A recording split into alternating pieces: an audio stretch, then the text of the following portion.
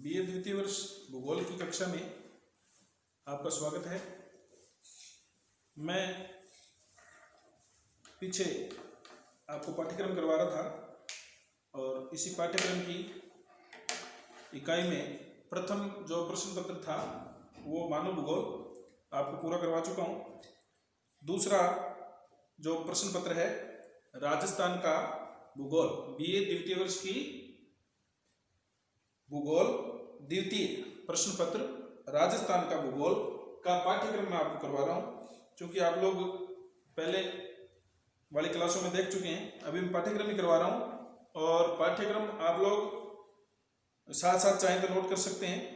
तो इसमें राजस्थान का भूगोल, जैसा कि प्रश्न पत्र का नाम है राजस्थान का भूगोल, इसमें अब राजस्थान के बारे में पूरे विस्तृत रूप से राजस्थान के बारे में चर्चा करेंगे।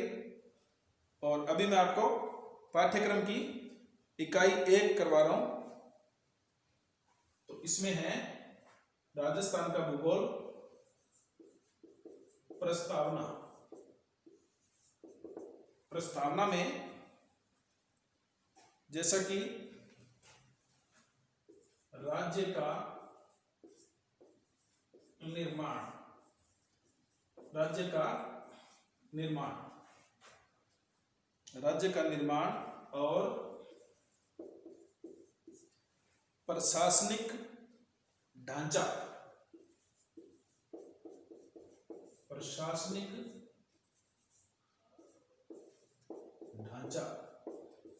राज्य का निर्माण और प्रशासनिक ढांचा।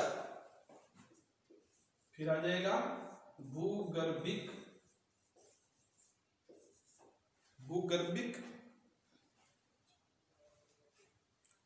संरचना, भूगर्भिक संरचना। इसी में आगे चलेंगे भूगर्भिक संरचना, धरातल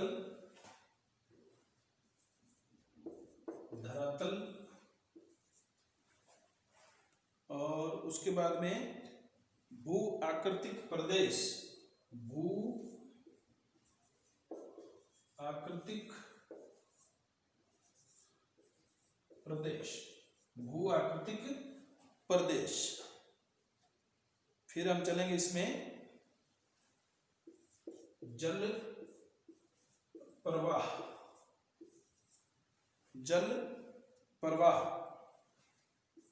फिर आ जाएगी जलवायु।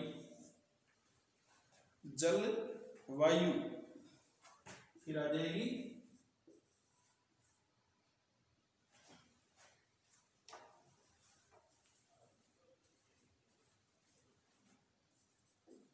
मिट्टियां। जलवायु के बाद में मिट्टियां और उसके बाद आ जाएगी प्राकृतिक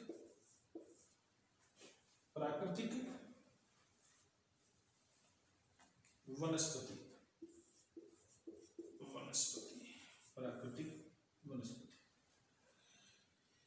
तो ये आपकी इकाई संख्या 1 राजस्थान का भूगोल आपकी बीए द्वितीय वर्ष में दूसरी जो प्रश्न पत्र है दूसरा, उसका नाम है राजस्थान का भूगोल।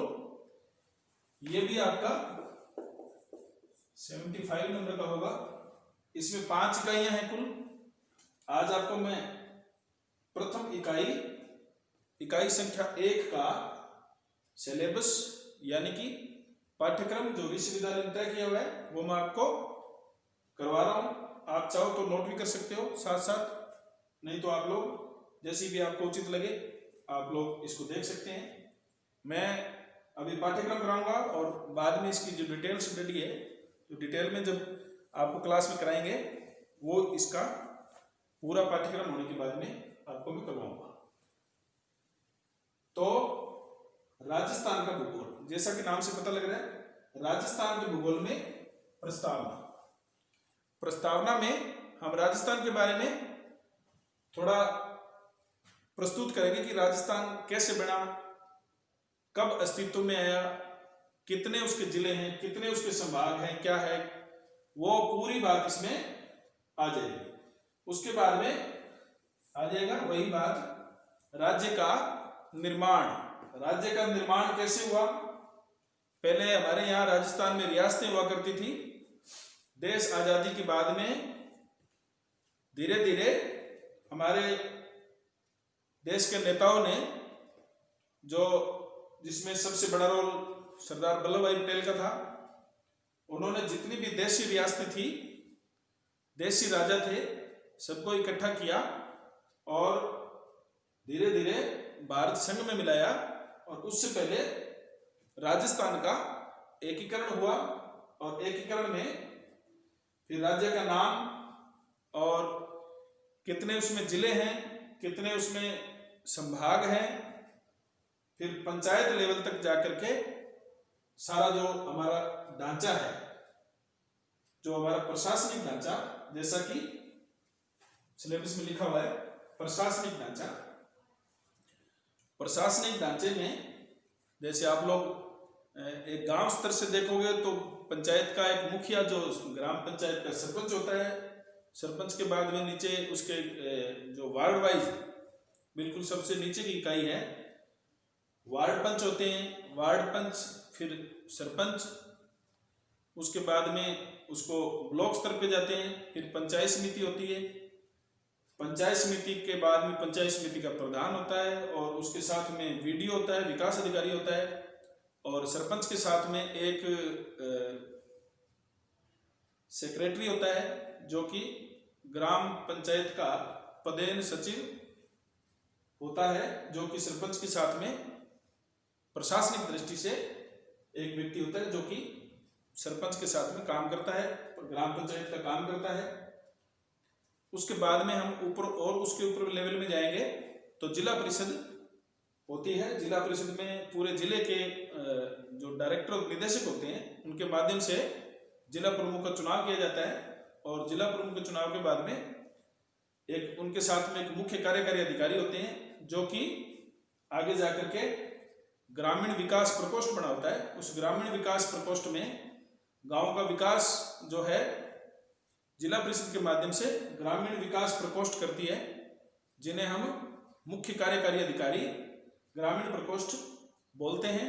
और उनके साथ में जनता के प्रतिनिधि के रूप में जिला प्रमुख होते हैं, उप जिला प्रमुख होते हैं, और उनके साथ में एक प्रशासन एवं स्थापना स्थायी समिति होती है। अनेक प्रकार की समितियां होती हैं, लेकिन प्रशासन एवं स्थापना स्थायी समिति उसमें जो मुख्य रूप से अपना रोल अदा करती है।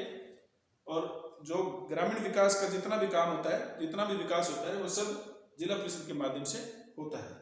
इस प्रकार ये मैंने आपको जिले लेवल का बताया, गांव से लेकर के जिले लेवल का बताया। उसके बाद में फिर प्रदेश लेवल में चलते हैं तो धीरे धीरे एमएलए होते हैं, जो जिस प्रकार से हमारे राजस्थान में 200 एमएलए हैं, और फिर राज्यसभा के मेंबर होते हैं 10, फिर लोकसभा के 25 मेंबर हैं। तो लोकसभा वाले और राज्यसभा वाले तो भारत सरकार, जो केंद्र की सरकार है, उसका निर्माण करने में अपना योगदान देते हैं। क्योंकि जो एमएलए हैं, जो विधायक हैं, जो राजस्थान में 200 सीटें हैं, वो अपना एक प्रशासन एक ढांचा तैयार करते हैं, जिसमें एक मुख्यमंत्री बनता है, मंत्रिमंडल होता है, मुख्य शासन सचिव होता है। मुख्य शासन सचिव के साथ साथ में अलग अलग विभागों के सचिव होते हैं, मुख्य सचिव होते हैं। नीचे जाकर के पूरा ढांचा, जिला कलेक्टर, उसके बाद में सहायक जिला कलेक्टर, फिर आपके एडीएम, उसके नीचे एसडीएम, तहसीलदार, पटवारी, मतलब पूरा एक ढांचा होता है प्रशासनिक रूप से, जो कि मैं डिटेल से आपको इसमें आगे क्लास में बताऊंगा। फिर आ रहा है आपका भूगर्भिक संरचना। राजस्थान की भूगर्भिक संरचना किस प्रकार की है, उसको आप लोग आगे आपको मैं डिटेल से बताऊंगा। क्योंकि हमारे यहाँ उष्ण कटिबंधीय क्षेत्र है, हमारे यहाँ गर्मी अधिक पड़ती है और रेत के टीले प्राय पाई जाती हैं, और अलग अलग क्षेत्रों को इसमें बांटा हुआ है, वो मैं आपको बताऊंगा। धरातल, भू आकृतिक प्रदेश, कौन कौन से जो प्रदेश हैं उनको हम किस किस प्रकार की श्रेणी में रखेंगे, वो मैं आपको आगे क्लासों में बताऊंगा।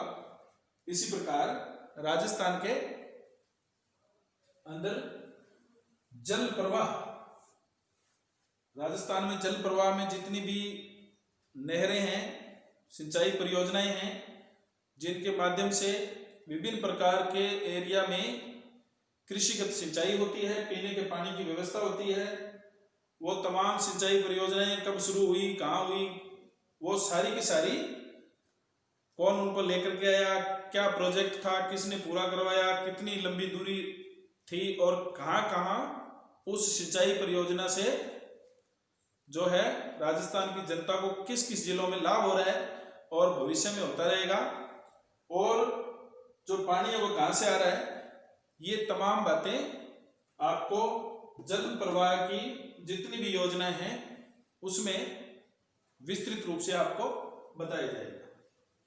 फिर आता है जलवायु।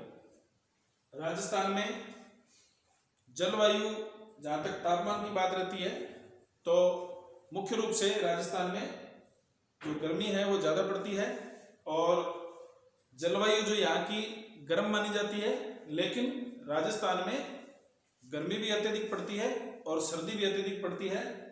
तो ये शीतोष्ण कटिबंधीय है, कई कई एरिया में जो है जलवायु पाई जाती है। फिर जो राजस्थान की मिट्टियां हैं, मिट्टियों में मुख्य रूप से बालू मिट्टी राजस्थान में अत्यधिक मात्रा में पाई जाती है।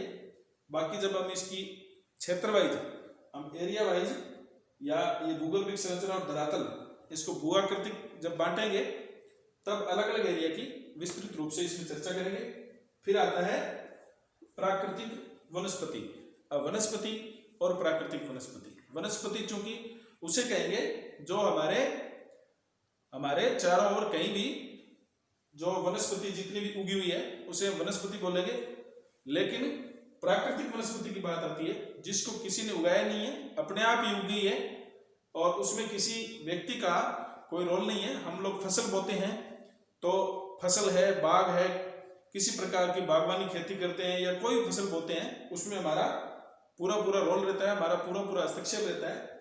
लेकिन प्राकृतिक जो वनस्पति है वह अपने आप ही उगती है, उसको उगाने में किसी का रोल नहीं होता, उसका उगाने में या उसका बड़ा होने में प्रकृति का ही रोल रहता है, उसे हम प्राकृतिक वनस्पति कहते हैं। ये आपकी इकाई संख्या 1 राजस्थान का भूगोल, ये आज मैंने आपको ये आपका सिलेबस करवाया है, पाठ्यक्रम करवाया है।